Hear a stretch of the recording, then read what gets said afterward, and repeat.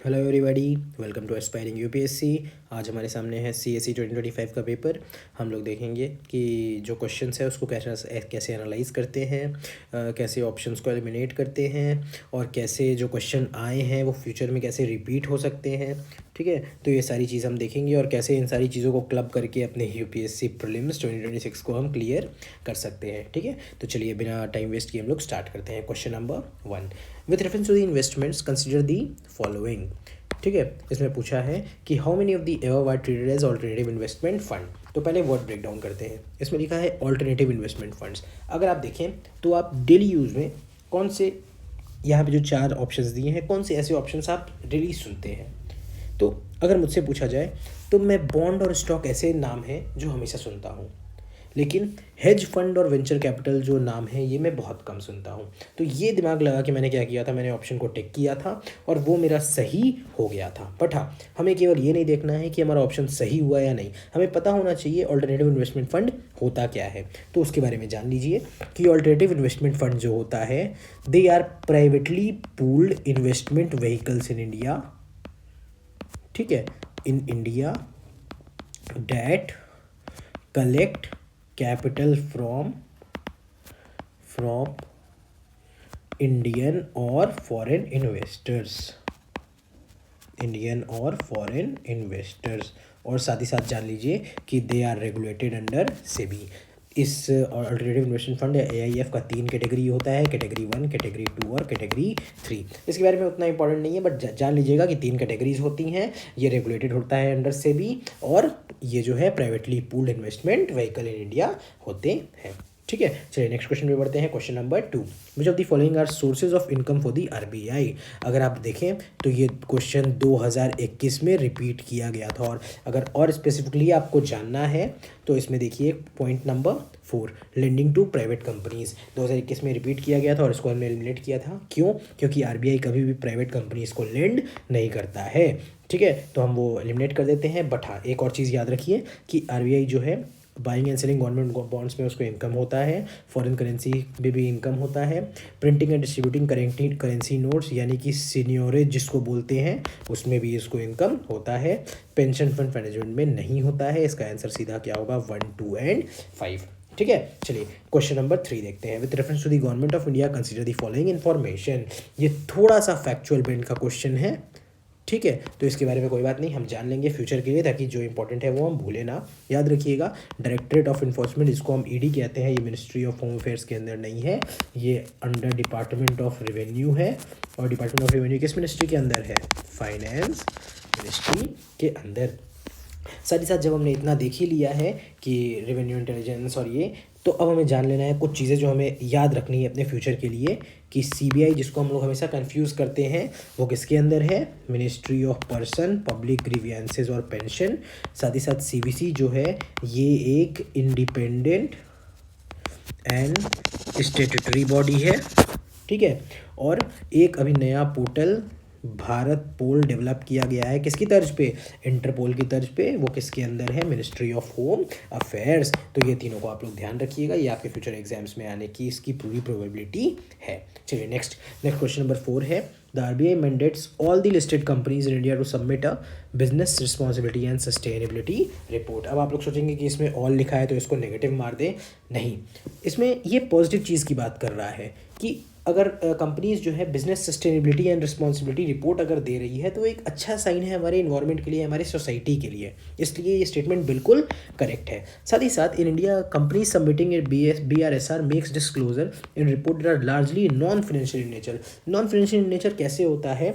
वो कंपनीज क्या करती है, वो कंपनीज डिक्लेयर करती है कि भाई हम पेपरलेस हो गए हैं, ठीक है भाई, हम सोलर एनर्जी का यूज़ कर रहे हैं। मतलब वो कंपनी जो सोसाइटी में थ्राइव कर रही है वो सोसाइटी को कैसे कुछ प्रोवाइड वापस कर रही है। ठीक है, तो वो basically non financial in nature ही होता है मोस्टली। ठीक है, इसलिए इसका आंसर होगा बोथ 1 एंड 2। चलिए नेक्स्ट क्वेश्चन नंबर 5 देखिए। In India the income from allied agricultural activities like poultry farming and wool rearing in rural areas is exempt from any tax. भाई हमने सुना था कि ये इनकम टैक्स एग्जेम्पशन होता है। एनी टैक्स, भाई राज्य सरकार जो है, मान लीजिए स्टेट गवर्नमेंट है, वो ऑक्ट्रॉय लगा दे, ठीक है। मान लीजिए ग्राम पंचायत है, वो कोई चुंगी लगा दे, चुंगी जो बोलते हैं ना, एक ट्राई टैक्स, तो भाई ये स्टेटमेंट तो गलत हो जाएगा ना, कि इसमें लिखा है एग्जेम्प्ट फ्रॉम एनी टैक्स। भाई कोई मान लो सरपंच जी हैं, वो बोले कि हमारे ऑब्वियसली ये ग्रामीण क्षेत्र को डेवलप करने के लिए हम छोटा सा टैक्स लगा रहे हैं, ठीक है, तो ये भी तो गलत हो जाएगा ना। इसलिए आपको ये थोड़ा सा एक्सट्रीम दिख गया। अब हमें पता चल गया कि स्टेटमेंट 1 गलत है, सीधे आंसर पे पहुंच गए, statement 1 is not correct but statement 2 is correct. अब हाँ, स्टेटमेंट 2 ये जो है ये आप याद रखिएगा कि इंडिया में अगर रूरल एग्रीकल्चरल लैंड है तो उसको कैपिटल एसेट नहीं माना जाता है under the provisions of Indian income tax act 1961। ठीक है, चलिए इतना याद रखिएगा। नेक्स्ट आगे बढ़ते हैं, question number 6। India has join the mineral security partnership as a member, हो सकता है।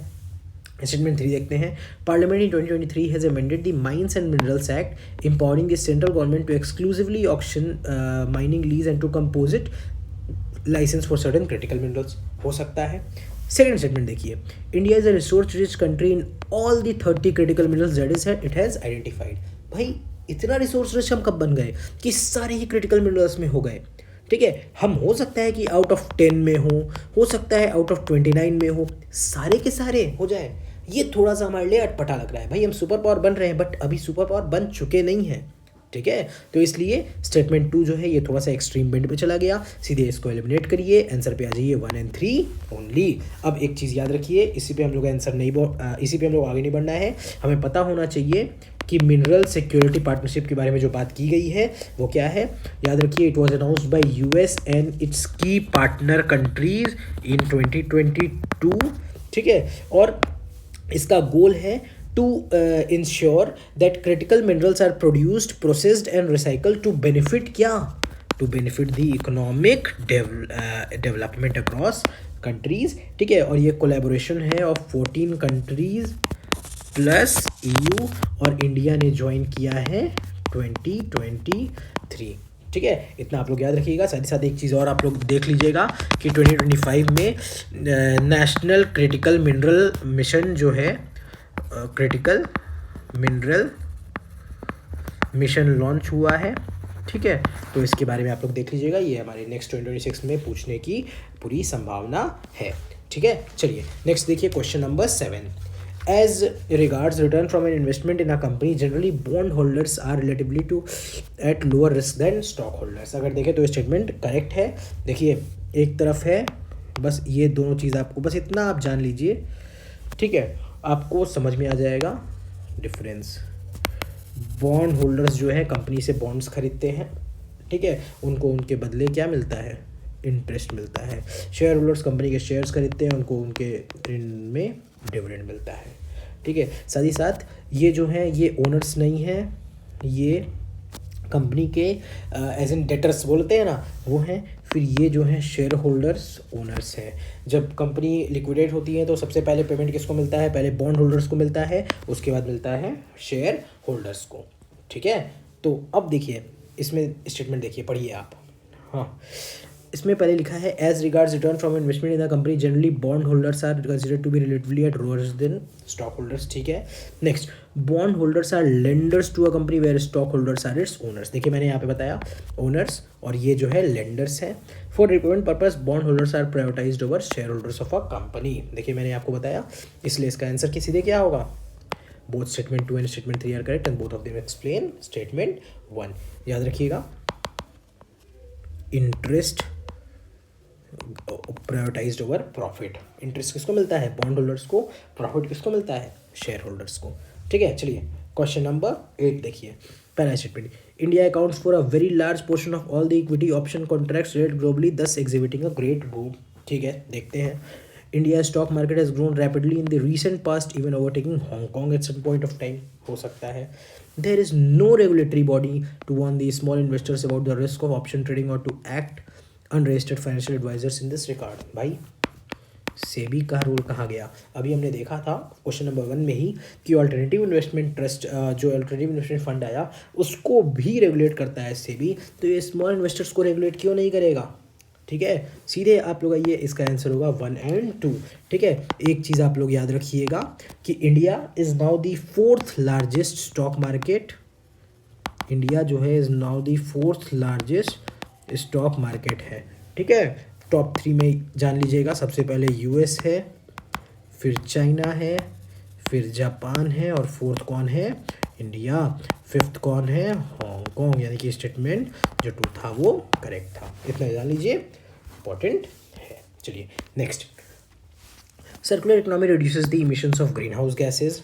ठीक है, circular economy reduces the use of raw materials as inputs.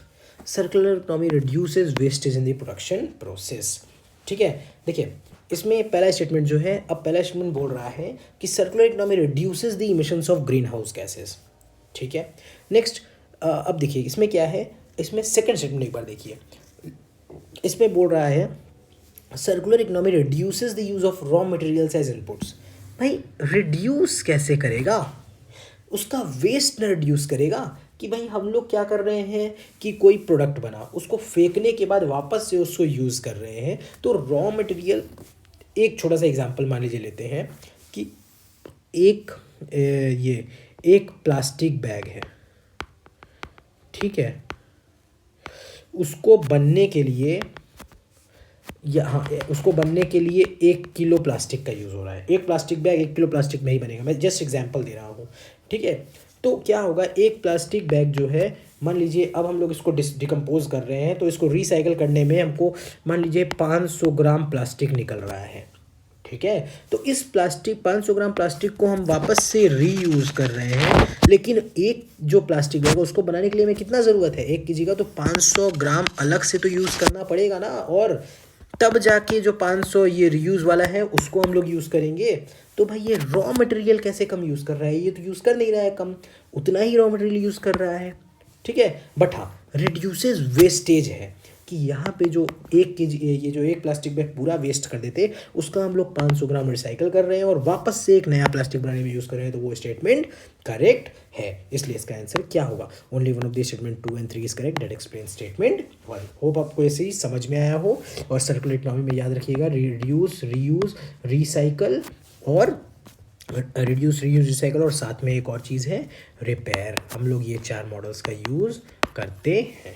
ठीक है, चलिए नेक्स्ट क्वेश्चन पे आगे बढ़ते हैं। क्वेश्चन नंबर 10 बहुत ही इकोनॉमिक्स का बेसिक क्वेश्चन है, याद रखिएगा। Capital receipts create a liability और cause a reduction in the assets of the government. ठीक है, borrowings and disinvestment are capital receipts. Interest received on loans create a liability on the government. ठीक है, अब एक चीज़ याद रखिए, आपने क्या किया, किसी को लोन दिया, अब जो उस पर इंटरेस्ट आ रहा है वो लायबिलिटी थोड़ी है, वो तो आपका एसेट है ना भाई, कि आपने लोन दिया, आपको इंटरेस्ट आ रहा है। लोन भी जो प्रिंसिपल अमाउंट है मिलेगा बाद में, लेकिन उस पर जो इंटरेस्ट आ रहा है वो आपका एक तरह से लायबिलिटी है ना। तो ये स्टेटमेंट 3 गलत हो गया, आपका आंसर हो गया 1 and 2। याद रखिएगा, रेवेन्यू एक्सपेंडिचर जो है साल हर सब जो रेगुलर हम लोग एक्सपेंडिचर करते रहते हैं उसको बोलते हैं, और कैपिटल एक्सपेंडिचर जो है वो रेकरिंग नहीं होता है, वो नॉन रेकरिंग होता है। ठीक है, यानी कि कैपिटल एक्सपेंडिचर में जैसे मान लीजिए आपने कोई मशीनरी ले ली, ठीक है, कैपिटल एक्सपेंडिचर में आपने एज इन कैपिटल रिसीट जो हो गया, आपने क्या किया, डिसइन्वेस्टमेंट कर दिया। ठीक है, ये सारा चीज़ जो है आपका बेसिक्स है, इसको ध्यान से याद रखिएगा। ठीक है, चलिए क्वेश्चन नंबर 11 जो है ये अब आपके हिस्ट्री की तरफ बढ़ रहे हैं। इकोनॉमिक्स क्वेश्चन देख लिया आपने। चलिए next, Raja Ram Mohan Roy. He possessed great love and respect for the traditional philosophical systems of the east.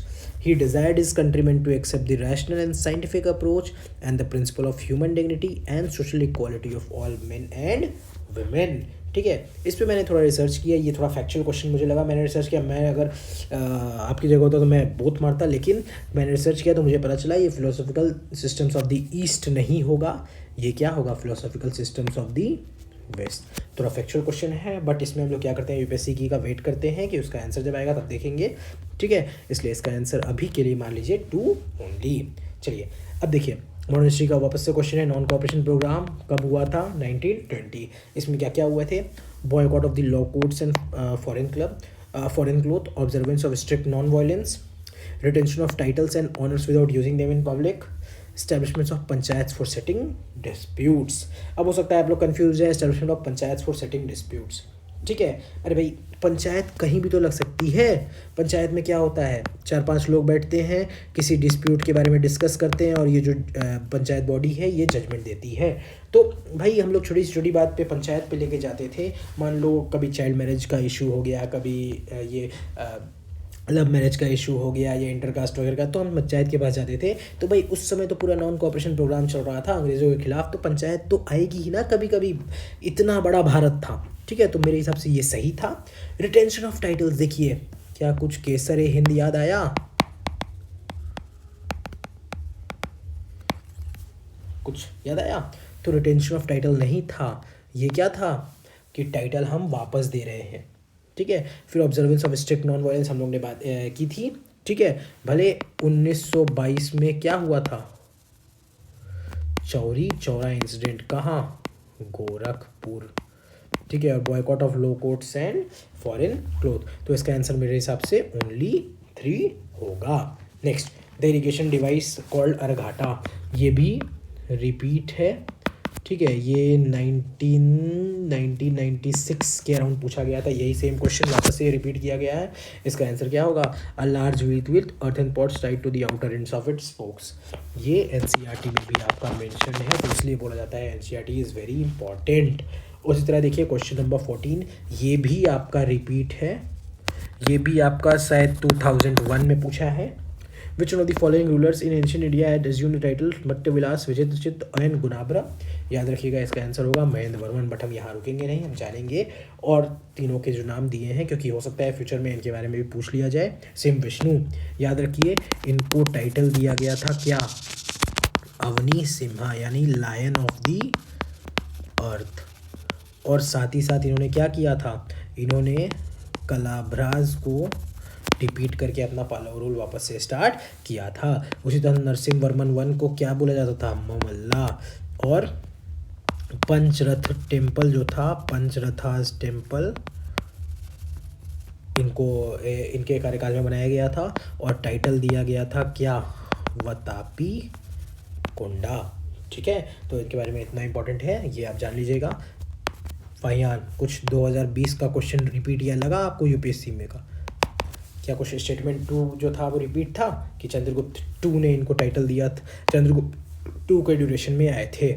ठीक है, तो इनके बारे में यही है, जान लीजिएगा। कुमारगुप्त के बारे में जानिएगा क्या, कि नालंदा यूनिवर्सिटी की स्थापना की थी कहाँ, बिहार में। ठीक है, स्कंदगुप्त के बारे में जान जाइएगा कि इन्होंने हंस इन्वेजन जो है उसको डिफीट किया था। फिर भितारी पिलर इंस्क्रिप्शन इनसे रिलेटेड है। ठीक है, समुद्रगुप्त जो है इन्होंने नॉर्थ और साउथ दोनों में एक्सपेडिशन किया था, लेकिन साउथ के रूलर्स को क्या किया था, पहले डिफीट किया था, लेकिन उनका जो राज्य है उनको वापस दे दिया था, खाली बोला था कि आप मेरी सुजनिटी को एक्सेप्ट कीजिए। चलिए वापस से हम लोग हिस्ट्री के क्वेश्चन में आ गए। Who among the following led a successful military campaign against the kingdom of Srivijay, the powerful maritime state which ruled the Malay Peninsula, Sumatra, Java and neighboring islands? ठीक है, इसका वैसे तो अगर आप मैंने तो जैसे तमिलनाडु एनसीईआरटी पढ़ा था इसके लिए, तो उससे मुझे हिंट मिल गया कि एक ऐसा पावरफुल रूलर था जो मलय पेनिनसुला, सुमात्रा, जावा के ऊपर कॉन्कर करने का किया था। उसका आंसर था राजेंद्र चोला, तो मैंने वही हिंट कर दिया था। बट हाँ, अब हम लोग क्या करेंगे, इसके बारे में आपको पता चल गया कि इसका आंसर होगा राजेंद्र चोला। तो इस पर रुकना नहीं है, अब आपको जानना है अमोघ वर्ष के बारे में। जैनिज़्म का प्रोपोनेंट था, साथ ही साथ इन्होंने क्या किया था, एस्टैब्लिश क्या किया था, मान्य खेड़ में अपने राष्ट्रकूट का कैपिटल।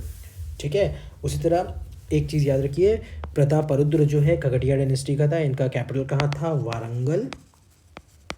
ठीक है, और साथ ही साथ ये ककटियास का लास्ट मोनार्क था। ठीक है, बस ना याद रखिएगा। विष्णुवर्धन जो था इसके बारे में आप जानिएगा कि इन्होंने फोकस किसकी तरफ शिफ्ट किया था, वैष्णविज्म की तरफ शिफ्ट किया था। और साथ ही साथ इन्होंने क्या किया था, चेन्ना कसावा टेम्पल जो है कहाँ, बेलूर, उसको कमीशन किया था। बस इतना बेसिक फैक्ट आप लोग जान लीजिएगा, इतना इंपॉर्टेंट है, ये चीज़ मत भूलिएगा। ठीक है, क्योंकि हो सकता है अगले बार में क्वेश्चन इससे रिलेटेड पूछ लिया जाए और आप कंफ्यूज हो। ठीक है, तो इसलिए चलिए आगे बढ़ते हैं। नेक्स्ट, ये देखिए वापस से एंशियंट हिस्ट्री का एक महाजनपद के ऊपर एक इम्पॉर्टेंट क्वेश्चन पूछा गया है। तो महाजनपद जो है,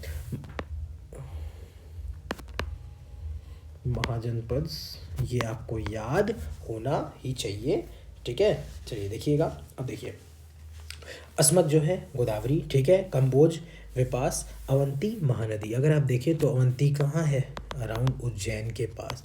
और उज्जैन से रिलेटेड एक PYQ पूछा भी था UPSC ने कि Ujjain is located on which river. तो उज्जैन तो ऐसे शिप्रा नदी के पास है, और अवंती जो है ओवरऑल शिप्रा एंड नर्मदा के पास है, ठीक है।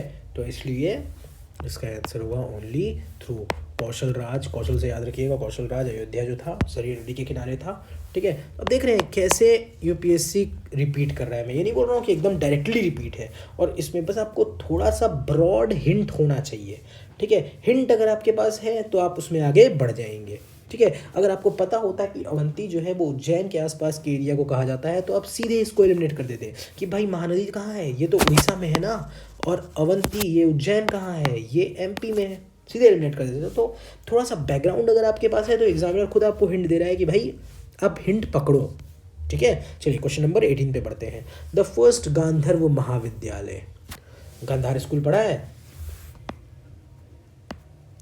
गांधार, मथुरा, अमरावती, क्या इसके बारे में पढ़ा है कि अमरावती जो है वो इंडिजिनस था, मथुरा जो है वो इंडिजिनस था, लेकिन ये कहाँ का था, north west Pakistan and Afghanistan, पढ़ा है ना आर्ट एंड कल्चर में। अब देखिए नॉर्थ वेस्ट पाकिस्तान और अफगानिस्तान के आसपास का कोई एरिया दिख रहा है, क्या दिल्ली है, नहीं, क्या ग्वालियर है, नहीं, क्या उज्जैन है, नहीं, क्या है, लाहौर। सीधा आंसर लाहौर। मतलब बेसिक अगर आपको पता है, आप कैसा भी क्वेश्चन हो आप उसके पास पहुंच जाएंगे, ठीक है। इससे थोड़ा सा फैक्ट याद रखिए कि लाहौर के बाद इसको लेटर कहाँ शिफ्ट किया गया, लेटर इसको मुंबई शिफ्ट किया गया।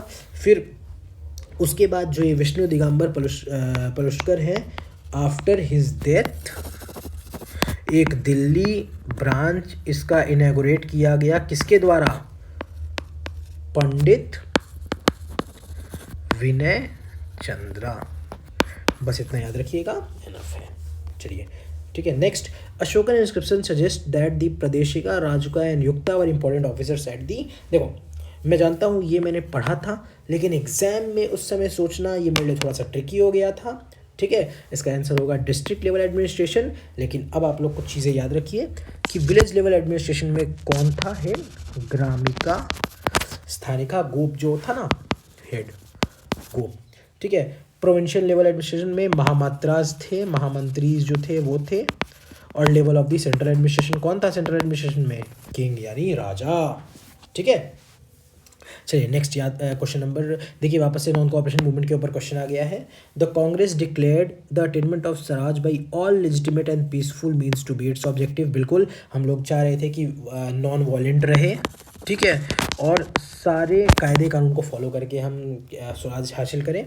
It was to be implemented in stages with civil disobedience and non payment of taxes for the next stage only if swaraj did not come within a year and the government resorted to repression. बिल्कुल सही है, ठीक है। अगर स्वराज नहीं मिलेगा तो हम क्या करेंगे, अगला चीज़ लॉन्च करेंगे जिससे हमें स्वराज की प्राप्ति हो, ठीक है। चलिए ये फैक्चुअल, ये थोड़ा सा देखिए ऐसे न्यूज़ में तो था ही नेटो, लेकिन ये थोड़ा फैक्चुअल क्वेश्चन था, ठीक है। ये इसमें गलत करने के चांसेस थे। इसमें इसका आंसर वैसे होगा ओनली 5। याद रखिए। अब इसके बारे में जान लीजिए कि प्रेजेंटली नेटो के 32 मेंबर्स हैं और कैसे कैसे मेंबर्स ज्वाइन हुए हैं वो चीज़ आप लोग देख लीजिएगा। 2020 में नॉर्थ मैसेडोनिया ने ज्वाइन किया था, ठीक है। फिर 2023 में फिनलैंड ने ज्वाइन किया था, और 2024 में स्वीडन ने ज्वाइन किया था, ठीक है। तो इससे आप लोग याद रखिएगा, इसका आंसर होगा ओनली 5, ठीक है। चलिए नेक्स्ट हम लोग आगे बढ़ते हैं। Consider the following countries, Andes mountains pass through how many of the above countries. याद रखिएगा एंडस माउंटेन्स जो है ये अराउंड 7 कंट्रीज से पास करती है। इसका आंसर होगा ओनली 4, ठीक है। इसमें देखिए इसमें पेरेग्वे जो है इसका नहीं होगा, और साथ ही साथ ब्राज़ील नहीं होगा। इसके अलावा ये पेरू और अर्जेंटीना से पास करती है। हम लोग ऑब्वियसली इंडीज माउंटेन्स हमें पता होता है, हम साउथ अमेरिका मार्क पढ़ते भी हैं, लेकिन एग्जाम में क्या होता है, ये कन्फ्यूजन के चांसेस इसमें बढ़ जाते हैं, नहीं याद होता है। तो हाँ, अब अगर हम लोग जब भी ज्योग्राफी देखेंगे मेजर माउंटेन रेंजेस, तो हमें ये सीख मिल गई है कि हम उनके कंट्रीज़ को भी देख लेंगे। ठीक है, तो आप लोग का होमवर्क भी ये रहेगा कि ऑब्वियसली जो भी माउंटेन्स देखें, अब जो इम्पोर्टेंट है तो उसके कंट्रीज़ को भी आप लोग साइड बाय साइड देखते चलें, जिससे एग्ज़ाम में गलती होने की संभावना बहुत कम हो जाए। चलिए क्वेश्चन नंबर 23 देखिए, through how many of them does the equator pass. ये नहीं समझ में आ रहा था, मुझे नाम ही नहीं पता था, एक दो का मुझे लेक तंगनिका के अलावा कोई नाम नहीं पता था। ठीक है, बट हाँ, अब हम लोग जान लेंगे कि ये कहाँ है, क्या है, इसके बारे में सारा डिटेल्स देख लेंगे। याद रखिएगा, लेक तंगनिका जो था ये इक्वेटर पे नहीं है, ये साउथ ऑफ द इक्वेटर पे है। लेक टोनले सैप जो है ये कहाँ है, ये कंबोडिया में है और ये इक्वेटर के नॉर्थ में है। ठीक है, फिर पेटोस लगून जो है ये कहाँ है, ब्राज़ील में है और इक्वेटर के साउथ पे है। एक जो लेक है जिससे इक्वेटर पास करता है वो कौन सा लेक है, लेक विक्टोरिया, याद रखिएगा। और इस पे कौन कौन से कंट्रीज सराउंड करते हैं, कुट, केनिया, युगांडा, टंजानिया, बस इतना याद रखिएगा, इम्पॉर्टेंट है। चलिए नेक्स्ट, टर्मरिक के बारे में पूछा गया है। टर्मरिक उस समय न्यूज़ में भी था, क्यों न्यूज़ में था, क्योंकि नेशनल टर्मरिक बोर्ड की स्थापना की गई थी, कहाँ, तेलंगाना में, इसलिए ये न्यूज़ में था। India is the largest producer and exporter of turmeric in the world, very generic, ये सही भी है। More than 30 varieties of turmeric grow in India, हो सकता है। फिर महाराष्ट्र, तेलंगाना एंड कर्नाटका, तमिलनाडु और major turmeric producing states in India, बिल्कुल सही है। इसका आंसर क्या होगा, ऑल 1, 2 एंड 3। अब 2-3 चीज़ हमें इसके बारे में पता होना चाहिए, क्या कि एक टी बोर्ड है जिसको पूछा भी गया है, उसका हेडक्वार्टर कहाँ है, कोलकाता में। एक कॉफ़ी बोर्ड है, उसका हेडक्वार्टर कहाँ है, बेंगलुरु में। ठीक है, एक कोयर बोर्ड है, उसका भी हेडक्वार्टर केरला, कोच्चि यानी कोच्चि में है। और एक सेंट्रल सिल्क बोर्ड है,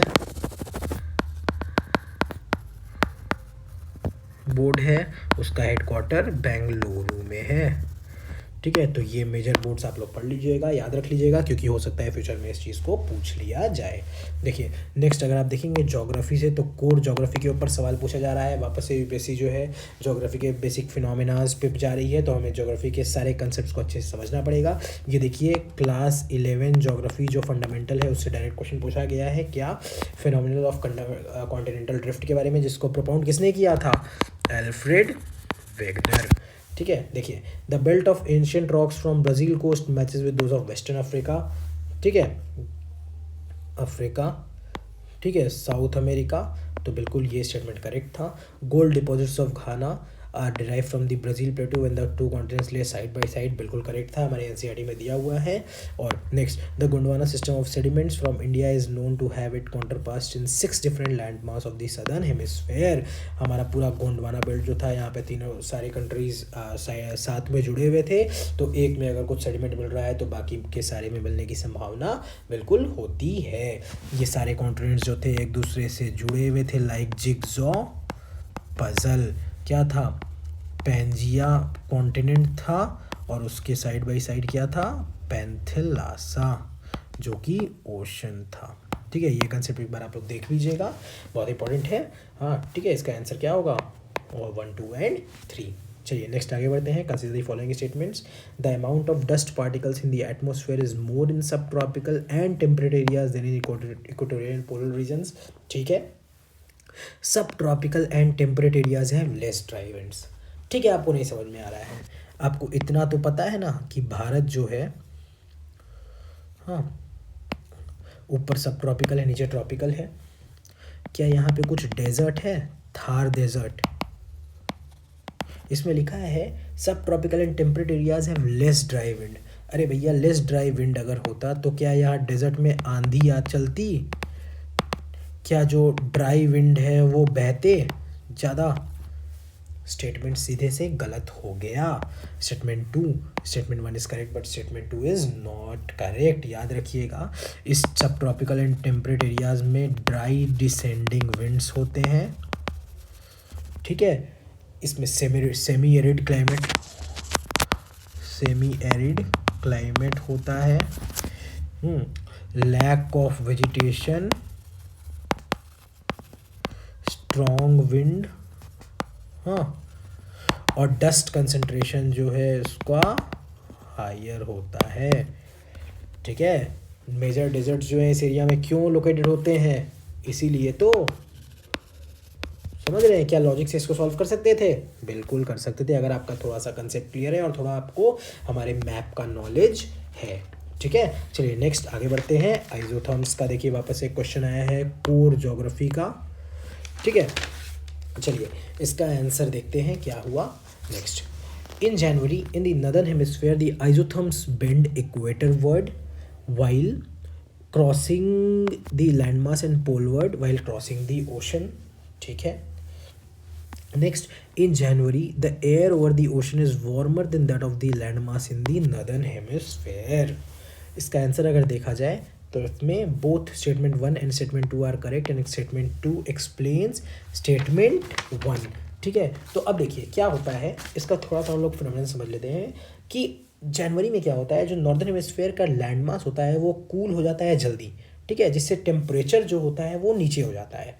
हाँ, तो आइसोथर्म्स क्या करते हैं, ये हमारे इक्वेटर की तरफ चल जाते हैं ओवर द कॉन्टिनेंट्स, ठीक है। और उसके ऑपोजिट अगर देखा जाए तो ओशन जो होता है वो हीट को ज़्यादा रिटेन करता है, ठीक है। तो उस कंटेक्स्ट में क्या होता है, आइसोथर्म्स क्या करता है, नॉर्थवर्ड बेंड हो जाता है when passing over oceans, like north Atlantic हो गया, वेयर वार्म करेंट्स, जहाँ पे नॉर्थ अटलांटिक है तो वहाँ पे warm currents like gulf stream है, ठीक है। तो वो सराउंडिंग एयर टेम्परेचर को इंक्रीज कर देती है ना, इसलिए वहाँ पे क्या होता है, आइसोथर्म्स बेंड करता है नॉर्थवर्ड यानी पोलवर्ड, ठीक है। अब देखिए स्टेटमेंट 2 देखिए, in January the air over the oceans is warmer than that over the landmass in the northern hemisphere, ठीक है। अब क्या होता है, due to the high specific heat capacity of water, जब ocean cool down more slowly than land, ठीक है, तो इसलिए विंटर में क्या होता है कि जो मरीन एरियाज यानी ओशनिक एरियाज जो होते हैं वो वार्म रहते हैं कंपेरेटिवली किसके, लैंड के।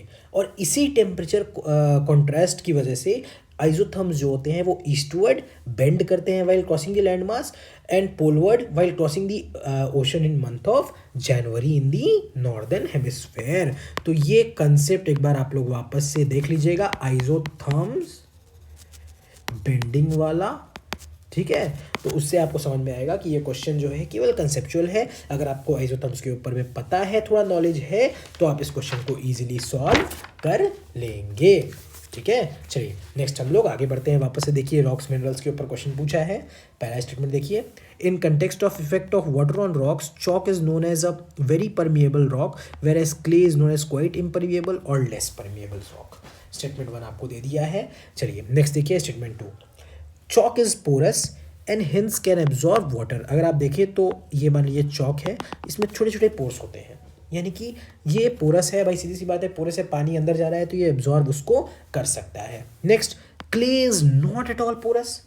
भाई क्ले में चलो मान रहा हूँ, क्ले इज पुअरली परमिएबल, लेकिन नॉट एट ऑल पोरस ये कैसे हो सकता है, क्ले के अंदर पानी तो जाता ही है, ठीक है, ये पोरस होते हैं। सीधे हमें मिल गया स्टेटमेंट 3 इज रॉन्ग। तो इसमें देखिए, इसमें ऐसा लिखा है नाइदर स्टेटमेंट 2 और स्टेटमेंट 3 इज करेक्ट, गलत है क्योंकि स्टेटमेंट 2 करेक्ट है। अब देखिए इसका आंसर होगा C, only one of the statement 2 and 3 is correct and that explains statement 1। मतलब तीनों स्टेटमेंट में एक स्टेटमेंट अगर आप गलत पकड़ लिए तो ये 3 स्टेटमेंट वाला क्वेश्चन भी सॉल्व आप इजिली कर सकते हैं, ठीक है। चलिए क्वेश्चन नंबर 29 देखते हैं। ये भी देखिए कोर ज्योग्राफी का क्वेश्चन एक पूछा है, इसमें कैसे दिमाग लगाना है वो देखिए। Without the atmospheric temperature without the atmosphere, temperature would be well below freezing point everywhere on the earth surface, ठीक है, पढ़ लिया। Next, heat absorbed and trapped by the atmosphere maintains our planet average temperature. बिल्कुल NCERT अगर आप पढ़ेंगे तो आपको पता होगा, और वो एवरेज टेम्परेचर कितना मेंटेन होता है, 15 डिग्री सेल्सियस, ठीक है।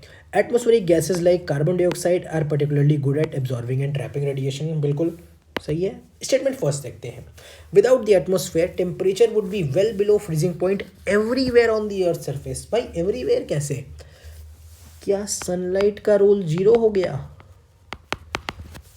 ठीक है, याद रखिएगा, सनलाइट जहाँ पड़ेगी इक्वेटर एरियाज़ में, मान लीजिए सनलाइट पड़ रही है वहाँ पे, विदाउट अगर एटमॉस्फेयर नहीं रहेगा तो वो एक्सट्रीमली हॉट हो जाएंगे एरियाज़, और जहाँ सनलाइट नहीं पड़ रही है, मान लीजिए पोलर एरियाज़ हैं, तो वो एक्सट्रीमली कोल्ड हो जाएंगे। ठीक है, यानी कि अगर इसमें बोल दे कि it would be extremely hot everywhere, तो वो स्टेटमेंट गलत है। It would be extremely cold everywhere, तो वो स्टेटमेंट गलत है। देख रहे हैं कैसे कंसेप्ट का यूज़ हो रहा है? ठीक है, तो इसी तरह से आपको इसका आंसर सीधे हो जाएगा D 2 and 3। ठीक है, चलिए नेक्स्ट क्वेश्चन नंबर 30 पहुंचते हैं। Consider the following statements about the राष्ट्रीय गोकुल मिशन। याद रखिएगा, स्कीम्स की जब बात होती है तो कोई भी सरकार अगर स्कीम लॉन्च कर रही है तो वो चाहती है कि उसका जो बेनिफिट है मैक्सिमम लोगों तक पहुंचे, मैक्सिमम उसके बारे में पॉजिटिविटी, उससे पॉजिटिव गेन्स आए। तो याद रखिएगा, स्कीम्स के बारे में अगर पॉजिटिव बात बताई जा रही है तो वो ज़्यादातर कंटेंट सही ही होता है। ठीक है, it is important for the upliftment of rural poor as majority of the low producing indigenous animals with small and marginal farmers and landless labourers. ठीक है, it was initiated to promote indigenous cattle and buffalo rearing and conservation in a scientific and holistic manner. ठीक है, इसमें लिखा है कि upliftment of rural poor, अगर आप देखेंगे तो आपको ज़्यादा भेड़ बकरी गाय कहाँ मिलेंगे? ऑब्वियसली रूरल एरियाज़ में ही मिलेंगे। और रूरल एरियाज़ में जो ये लाइफ स्टॉक होते हैं, ये क्या करते हैं? फार्मर्स के इनकम को बूस्ट करते हैं। ठीक है, और अगर इनका प्रोडक्टिविटी, और जैसे ये जो मान लो गाय है, गाय अगर 1 लीटर दूध रोज़ दे रही है, एग्जाम्पल मैं ले रहा हूँ, ठीक है, और किसान उसको मार्केट में सेल कर दे रहा है, तो उससे उसको इनकम हो रही है। अगर मान लो यही 1 लीटर से वो 5 लीटर गाय दूध देने लग जाए, तो क्या इसका इनकम बढ़ेगा कि नहीं बढ़ेगा? तो यही तो इस प्रोग्राम का मोटिव है, इसलिए स्टेटमेंट, पहला स्टेटमेंट करेक्ट है। ठीक है, नेक्स्ट सेकंड स्टेटमेंट भी बोल रहा है बफेलो कंजर्वेशन, ये रियरिंग और conservation in scientific and holistic manner, मतलब साइंटिफिक तरीके से प्रमोट करें। दोनों स्टेटमेंट पॉजिटिव है, इसका आंसर होगा बोथ 1 and 2। अब याद रखिएगा, जो गोकुल मिशन है इसको इस्टेब्लिश किया गया था 2014 में ministry of fisheries, animal husbandry and dairying में। ये क्या करेगा? आर्टिफिशियल इंसेमिनेशन को प्रमोट करेगा और जो भारत के इंडिजिनस ब्रीड्स हैं उसको भी प्रमोट करेगा। ठीक है, चलिए नेक्स्ट हम लोग आगे बढ़ते हैं क्वेश्चन नंबर 31 पे। देखिए क्या है, studies indicate that carbon dioxide emissions from cement industry account for more than 5% of the global carbon emissions. ठीक है, इसका एक्चुअल में डेटा देखा जाए तो अराउंड 8% करता है, तो ठीक है, more then 5%। Next, silica bearing clay is mixed with limestone while manufacturing cement. ठीक है, next, limestone is converted into lime during clinker production for cement manufacturing. ठीक है, अब देखिए इसमें लिखा है, इसमें अगर आप देखा जाए तो इसमें हमें ये दिखाना है कि कौन से दोनों, ये क्या दोनों स्टेटमेंट 1 को प्रमोट कर रहे हैं या दोनों स्टेटमेंट में से कोई एक जो है उसको प्रमोट कर रहे हैं। तो आप देखिए कि इसमें लिखा है कि carbon dioxide emission from cement industry account for more than 5% of the global carbon emissions. अगर आप देखें तो silica bearing clay is mixed with limestone while manufacturing cement. तो भाई सिलिका बियरिंग क्ले, क्या सिलिका डस्ट जो है प्रमोट करेगा इमिशंस? तो ये इसका डायरेक्ट रिलेशन दिखा रहा है। इसमें limestone is converted into lime during clinker production for cement manufacturing, तो क्या इसका डायरेक्ट रिलेशन कुछ दिख रहा है? नहीं। तो इसी तरह से हमें देखना है एक कि रिलेशन कैसे, जो पहला स्टेटमेंट है उससे रिलेशन कैसा बैठ रहा है। ठीक है, ये रिलेशन हमने दिखा दिया, इसका सीधा आंसर क्या होगा कि both statement and statement 2 are correct but only one of them explains statement 1। अब सीधी सी बात है, स्टेटमेंट 2 एक्सप्लेन कर रहा है lime stone is converted into lime, ये उतना इससे रिलेशन नहीं बैठा रहा है, बट हाँ स्टेटमेंट करेक्ट है। ठीक है, तो ऐसे क्वेश्चन को धीरे धीरे जैसे जैसे हम लोग सॉल्व करेंगे हमें समझ में आएगा कि इसको अटेम्प्ट कैसे करते हैं, इनको सॉल्व कैसे करते हैं। ठीक है, चलिए नेक्स्ट देखिए question number 32। At the 28th United Nations Climate Change Conference, India refrained from signing Declaration of Climate and Health. ठीक है, next, the COP28 Declaration on Climate and Health is a binding declaration and if signed, it becomes mandatory to decarbonize health sector. याद रखिए इसमें क्या लिखा है, binding. कोई भी डिक्लेरेशन जो है इतनी जल्दी बाइंडिंग नहीं हो सकता, ठीक है। और यूपीएससी भी हमेशा खेलती कहाँ है, बाइंडिंग को नॉन बाइंडिंग बना देगी, कॉन्स्टिट्यूशनल को नॉन कॉन्स्टिट्यूशनल बना देगी, कंटेम्प्रेरीज में स्वैप कर देगी, ठीक है। चलिए, if India's health sector is decarbonise the resilience of its health care may be compromise, एक प्रोबेबिलिटी बता रहा है। याद रखिए प्रोबेबिलिटी जहाँ बताता है वो स्टेटमेंट हमेशा सही ही होता है, मतलब मैक्सिमम चांसेस में। इसका सीधा सा आंसर हो जाएगा only one of the statement 2 and 3 is correct, that explain statement 1। अब देखिए स्टेटमेंट 3 को देखिए और 1 को साथ में पढ़िए। इसमें लिख रहा है कि इंडिया ने रिफ्रेन किया, क्यों किया, क्योंकि if India's health sector is decarbonise the resilience में बी कॉम्प्रोमाइज्ड। और ये जो है स्टेटमेंट 2 बिल्कुल करेक्ट है, ये बिल्कुल करेक्ट नहीं है, क्योंकि ये डिक्लेरेशन जो है वॉलेंट्री एंड नॉन बाइंडिंग है, ठीक है। तो इसके बारे में ये गलती मत, ये आप लोग अच्छे से समझ लीजिएगा। नेक्स्ट हम लोग आगे बढ़ते हैं, वापस से देखिए ज्योग्राफी का क्वेश्चन है, कैसे देख रहे हैं ज्योग्राफी का क्वेश्चन जो है कैसे धीरे धीरे बढ़ता जा रहा है, ठीक है। अब देखिए वापस से स्टेटमेंट मैच करिए। Scientific study suggest that a shift is taking place in the earth rotational axis, ठीक है, मान लिया। अब देखिए स्टेटमेंट सेकंड पढ़िए। Solar flares and associated coronal mass इजेक्शंस bombarded the earth atmosphere outermost atmosphere with tremendous amount of energy, ठीक है। As the earth polar ice melts the water tends to move towards the equator। अब देखिए, अब क्या statement 2 का कुछ relation समझ में आ रहा है 1 से, देखिए नहीं आ रहा है ना। लेकिन अब स्टेटमेंट 3 को देखिए कि water melts towards the equator और shift in earth rotational axis, क्या कुछ रिलेशन समझ में आ रहा है। तो इससे क्या होगा कि देखिए दोनों स्टेटमेंट करेक्ट है, but only one of them explain statement first. और कौन सा स्टेटमेंट फर्स्ट को एक्सप्लेन कर रहा है, कि स्टेटमेंट 3, ठीक है। अब देखिए क्या हो रहा है, earth polar ice melts and water tends to move towards the equator है, तो इससे क्या हो रहा है, जो इंटरनल वेट है अर्थ का, उसमें रीडिस्ट्रीब्यूशन आ रहा है, उसमें शिफ्टिंग हो रही है, ठीक है। और भाई अब उसमें वेट में शिफ्टिंग होगी तो उससे जो अर्थ है या जो प्लैनेट हमारा अर्थ प्लैनेट है उसके इनर्शिया या उसके बैलेंस पे इम्पैक्ट होगा कि नहीं, ठीक है। मान लो आप नाव पानी में जा रहे हो, ठीक है, नाव पे आप बैठे हो, नाव पे आप बैठे हो, मान लो एक साइड आप आ गए, ठीक है। तो जो नाव वाला है वो हमेशा बोलता है ना कि भैया दोनों साइड आप बैलेंस करके बैठो, अगर एक साइड आ जाओगे तो नाव झुक जाएगी, ठीक है, डूबने का खतरा रहता है। तो ऐसा ही हमारा अर्थ भी तो है, मान लो एक साइड पानी ज़्यादा आ गया, बैलेंस मेंटेन है ना, एक साइड आ गया तो भाई उससे उसके अर्थ या रोटेशन या एक्सेस पे इफेक्ट होगा कि नहीं, ठीक है। तो बस वही कंसेप्ट लगाना है, जो कंसेप्ट पढ़ रहे हैं उसको लगाइए, आपको आंसर मिल जाएगा, ठीक है। चलिए वापस से देखिए, इस बार 3 स्टेटमेंट्स के क्वेश्चन बहुत आए थे, ठीक है। तो चलिए कोई बात नहीं, हम लोग देखते हैं क्वेश्चन नंबर 34।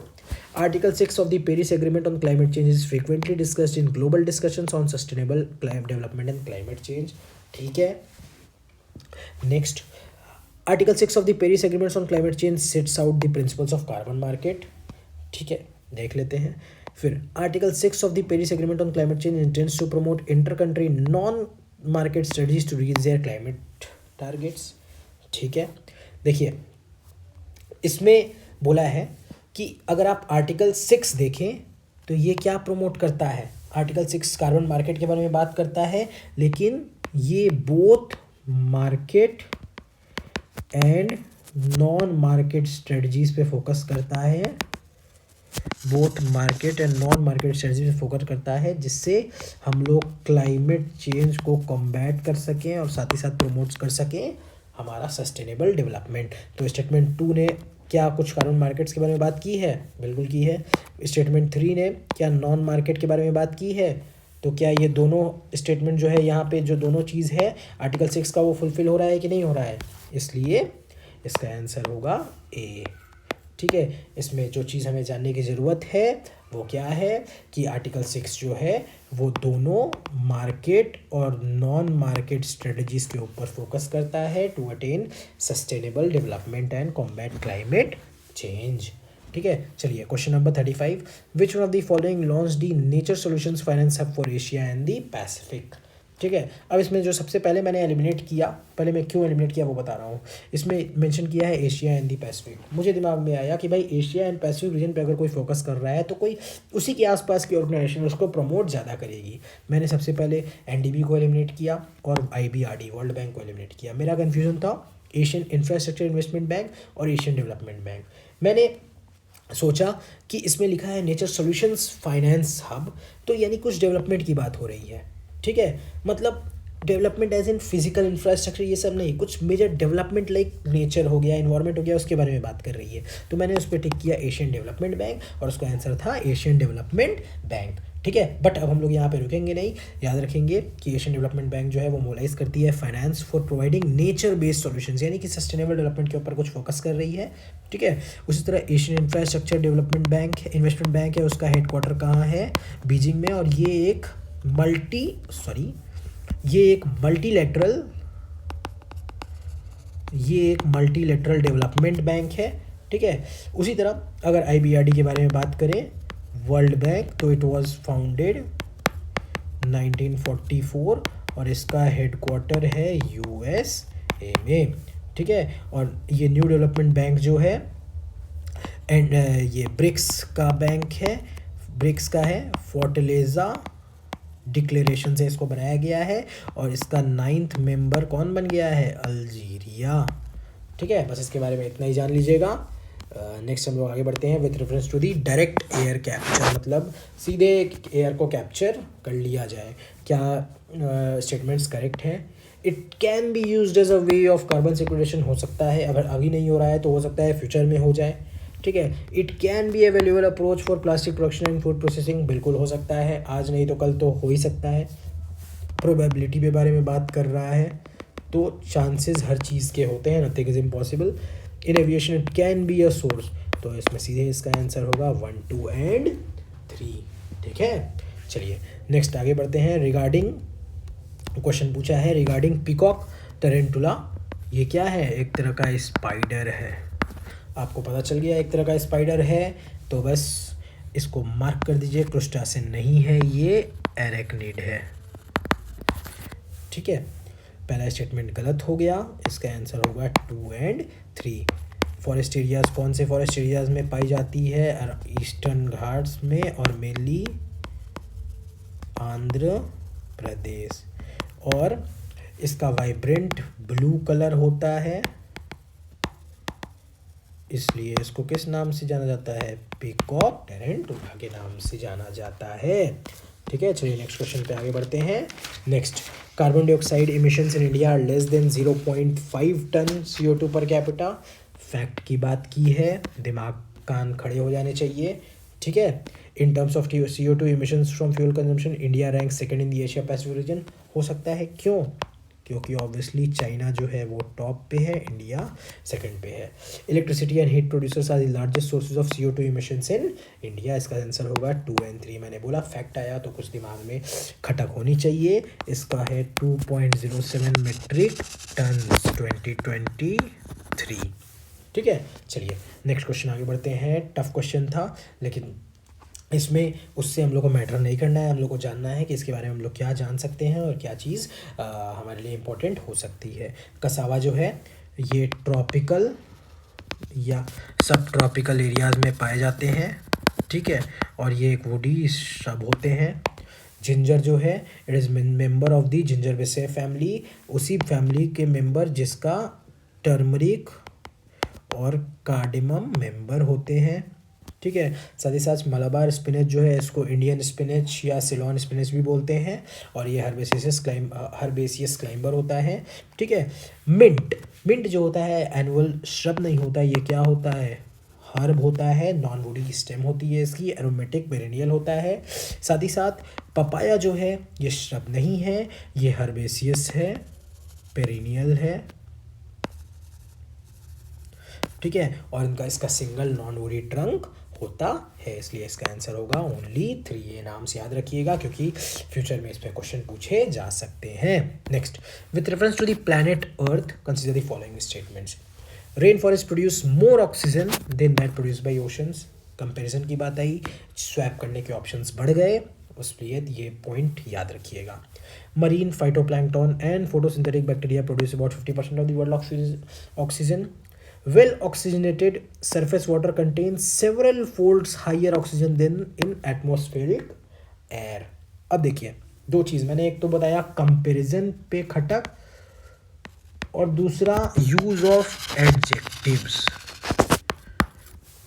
यहाँ पे लिखा है कंटेन सेवरल फोल्ड्स हायर। भाई यूपीएससी अगर ये भी लिख देता कि contains higher oxygen than that in atmospheric air, तो भाई हम भी तब भी तो भाई मान लेते। सेवरल फोल्ड्स दिया है, मतलब यूपीएससी ये बोलना चाह रहा है कि भाई मैंने एडजेक्टिव लगाया है जानबूझ के, मुझ पर ध्यान दो। तो भाई मैंने ध्यान दे दिया, सेवरल फोल्ड्स नहीं होता। याद रखिए कि जो एयर में होता है 21% होता है और वाटर में 8 से 10%।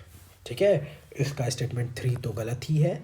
अब देखते हैं statement 1। Rain forest produce more oxygen than that produced by oceans. Comparison की बात हुई, याद रखिए रेन फॉरेस्ट अराउंड 28% प्रोड्यूस करता है और ओशन प्रोड्यूस करता है 50 से 60 या 70-80%। ठीक है, तो इसका सीधा आंसर क्या होगा? 2 ओनली। देखा कैसे कंपैरिजन और एडजेक्टिव्स की बात आए तो थोड़ा सा सावधान हो जाना है और हमें आंसर मिल जाएगा। ठीक है, चलिए नेक्स्ट क्या है? Consider the following types of vehicles, how many of the above are considered as alternative power train vehicles. देखा स्टार्टिंग में अल्टरनेटिव इन्वेस्टमेंट फंड्स आया था, यहाँ पे अल्टरनेटिव पावर ट्रेन व्हीकल्स आ गया। मतलब कि अल्टरनेटिव पावर ट्रेन व्हीकल्स मतलब they do not solely rely on the conventional internal combustion engines. ठीक है, जो पहले इंजन होते थे ना, केवल उस पर रिलाई नहीं करते हैं और भी ऑल्टरनेटिव चीज़ों को ढूंढते हैं। पहला फुल बैटरी इलेक्ट्रिक व्हीकल्स बिल्कुल हो सकता है। दूसरा हाइड्रोजन फ्यूल सेल व्हीकल्स हो सकता है। Fuel cell electric hybrid vehicles बिल्कुल हो सकता है। इसलिए सीधा इसका आंसर होगा ऑल 3। ये कोई सोलली कंबशन व्हीकल पे रिलाई नहीं कर सकते हैं। Next, with reference to unmanned aerial vehicles. नहीं याद आ रहा है क्या होता है तो सीधे दिमाग में लाइए ड्रोन्स। ठीक है, all types of UAV can do vertical landing. नहीं, जो vertical take off landing VTOL enabled होता है वही टाइप का यूएवी वर्टिकल लैंडिंग कर सकता है। दूसरा, all types of UAV can do automated hovering, मतलब एक ही जगह घूमता रहे। भाई ऑल टाइप कैसे कर सकता है? जिसमें वो फैसिलिटी या जिसमें वो टिक होगा, जिसमें वो चीज़ करने का एफिशिएंसी होगा वही करेगा ना। जिसमें वो सप्लाई उस टाइप की इलेक्ट्रिसिटी सप्लाई होगी या जिसमें वो पोटेंशियल होगा वही करेगा, सारे थोड़ी कर लेंगे। All types of UAVs can use battery only as a source of power supply. नहीं, सोलर भी तो यूज़ कर सकते हैं। ठीक है, तो इसलिए इसका आंसर होगा how many of this your statement are correct? None. ठीक है, next, in context of electric vehicle batteries consider the following elements. How many of the above usually make up battery cathodes. ठीक है, अब देखिए ये question जो था मेरे को नहीं समझ में आ रहा था। ऐसा क्वेश्चन जो है अगर नहीं समझ में आ रहा है तो छोड़ने में भलाई है, याद रख लीजिए। बट अब बता देता हूँ कि ग्रेफाइट जो है वो कैथोड नहीं एनोड यूज़ करता है। ठीक है, तो एक चीज़ याद रखिए, कैथोड जो है वो पॉजिटिव इलेक्ट्रोड होता है और एनोड जो है नेगेटिव इलेक्ट्रोड। ठीक है, तो याद रखिएगा कोबाल्ट लिथियम निकल जो है वो आपका पॉजिटिव इलेक्ट्रोड यूज़ करता है, इसको कैथोड बोलते हैं। इसलिए इसका आंसर होगा only 3।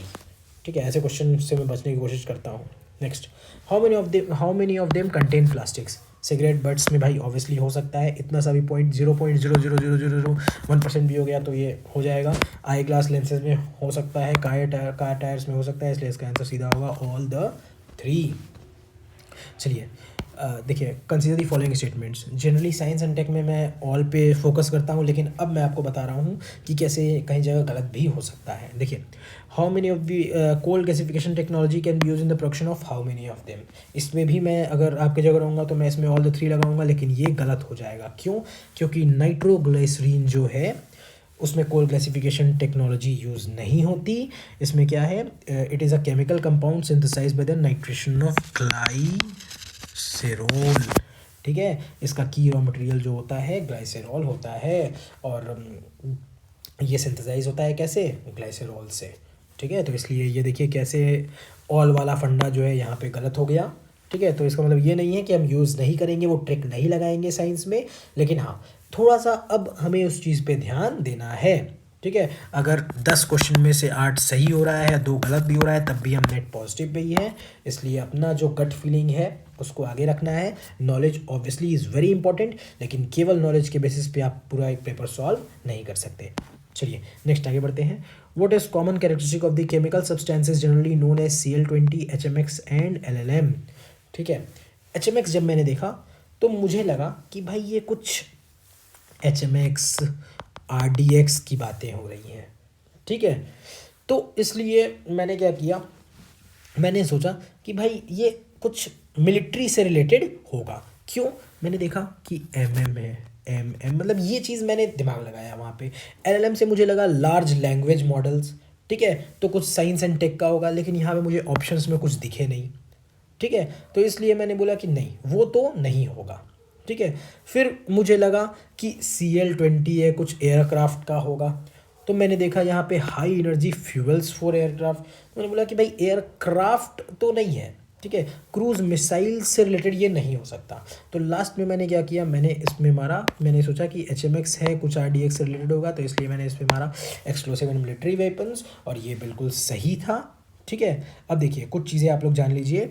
They are high energy fuels for cruise missiles, तो एक JP10 करके है। ठीक है। और हाइड्रेजीन, ये कुछ हाई एनर्जी फ्यूल होते हैं। ठीक है। जिसको हम लोग यूज़ करते हैं। उसी तरह अगर आप देखें they are fuels for rocket propulsion, तो एक UDMH है, क्या, अनसिमेट्रिकल डाई मिथाइल हाइड्रेजीन। ठीक है। तो ये एक फ्यूल है फॉर रॉकेट प्रोपल्शन। ठीक है। चलिए उसी तरह से हम लोग आगे बढ़ते हैं नेक्स्ट। अब देखिए 47 नंबर क्वेश्चन है। याद रखिएगा UPSC भी जो चीज़ें स्वैप करने वाली होती है उसको ही स्वैप करता है। ठीक है। अब क्योंकि देखिए सही स्टेटमेंट बनाना वेरी इजी होता है, गलत स्टेटमेंट बनाने में मौत आ जाती है। तो अब देखिए आप खुद इन तीनों स्टेटमेंट में बताइएगा। पहले स्टेटमेंट पढ़ लेते हैं। It is expected that Majorana one chip will enable quantum computing. बहुत ही जनरलाइज चीज़ है, ऑब्वियसली एक्सपेक्टेड की बात कर रहा है, तो बिल्कुल इसके सही होने के चांसेस हैं। Next, Majorana one chip has been introduced by Amazon web services. Deep learning is a subset of machine learning. अगर आपने अच्छे से साइंस पढ़ा है तो आपको पता होगा कि स्टेटमेंट थर्ड जो है वो बहुत बिल्कुल करेक्ट है। ठीक है। कि डीप लर्निंग जो होता है सबसेट ऑफ मशीन लर्निंग होता ही है, और पहला सही है। अब देखिए स्वैपिंग के चांसेस कहाँ बढ़ जाते हैं, किसने इंट्रोड्यूस किया, और UPSC भी वही गलती करता है, उसने स्वैपिंग चेंज किया। ये अमेजॉन वेब सर्विसेज ने नहीं किया है, ये माइक्रोसॉफ्ट ने किया है। ठीक है। समझ में आया? इसका आंसर होगा 1 and 3 only. Next, with reference to monoclonal antibodies, क्या ये रिपीट है? अगर आप 2021 का ही देखें तो उसमें इस पे क्वेश्चन पूछा है। मैन मेड प्रोटीन, यानी कि they are created in laboratories. ठीक है। Next, they stimulate immunological function due to their ability to bind to specific antigens. बिल्कुल करेक्ट है। इससे ये क्या करते हैं, ये इन्हेंस करते हैं क्या, हमारा इम्यून रिस्पॉन्स। ठीक है। Next, they are use in treating viral infections like that of Nipah virus. बिल्कुल ठीक है। इसमें मोनोक्लोनल एंटीबॉडी क्या होता है, M102.4। ठीक है। और साथ ही साथ नीवा वायरस के साथ साथ COVID-19 हो गया, इबोला हो गया। ठीक है। ये उसमें ट्रीट करने में इफ़ेक्टिव होते हैं, इसलिए इसका आंसर होगा 1, 2 and 3, तीनों सही है। चलिए 49 नंबर देखते हैं। वायरस के ऊपर, क्या ये वायरस के ऊपर क्वेश्चन जो है UPSC का फेवरेट टॉपिक है, हर बार रिपीट हो रहा है। 21 ले लीजिए, 19 ले लीजिए। ठीक है। नेक्स्ट पहला स्टेटमेंट पढ़ते हैं। No virus can survive in ocean water. भाई कैसे हो सकता है, इतने वैरायटीज़ हैं वायरस के, इतने ज़्यादा कि कई तो डिस्कवर भी नहीं हुए हैं, तो हम ये कैसे बोल सकते हैं कि ओशन वाटर में कोई वायरस सर्वाइव ही नहीं करेगा। ठीक है। इसलिए स्टेटमेंट गलत है। No virus can infect bacteria, तो भाई ये बैक्टीरियोफेजेस क्या होते हैं, बैक्टीरियोफेजेस वो वायरस होते हैं जो इफेक्ट करते हैं बैक्टीरिया को। Third, no virus can change the cellular transcriptional activity in the host cells. अगर नहीं करेंगे तो इफेक्ट कैसे करेंगे बॉडी पे। ठीक है। तो इसलिए ये क्या करते हैं, ये सेलुलर जो एक्टिविटी है ट्रांसक्रिप्शनल उसको चेंज कर देते हैं, इसलिए इसका आंसर होगा D, none. Next 50, activated carbon is good and an attractive tool to remove pollutants from efficient stream and to remediate contaminants from various industries। ठीक है, समझ लिया। Next, activated carbon exhibits a strong surface area, a large surface area and a strong potential for absorbing heavy metals। next, activated carbon can be easily synthesized from environmental waste with high carbon content। ठीक है, इसमें क्या है, अगर देखा जाए इसमें देखिए पढ़िए, इसका जो एक्टिवेटेड कार्बन होता है उसका एक फीचर होता है, क्या, उसका एक मोस्ट इम्पॉर्टेंट फीचर होता है कि they are highly porous material that has large surface area making it as an effective adsorbent. ठीक है, अब देखिए, it can be easily synthesized from environmental waste with high carbon content. अब देखिए हमें पता तो चल गया, ठीक है, कि it can be easily synthesized, और क्या ये दोनों स्टेटमेंट रिलेट कर रहा है कि नहीं कर रहा है। इसका फीचर अगर हम देखें कि इनका एक लार्ज सरफेस एरिया होता है जिससे ये इफेक्टिव एड्जॉर्बेंट बन जाते हैं, तो क्या ये दोनों स्टेटमेंट इसको फुलफिल कर रहा है कि नहीं कर रहा है। ठीक है, अगर आप देखेंगे तो ये दोनों ही स्टेटमेंट इसको फुलफिल कर रहा है, इसलिए इसका सीधा स्टेटमेंट आंसर होगा both statement 2 and 3 are correct and both of them explain statement 1।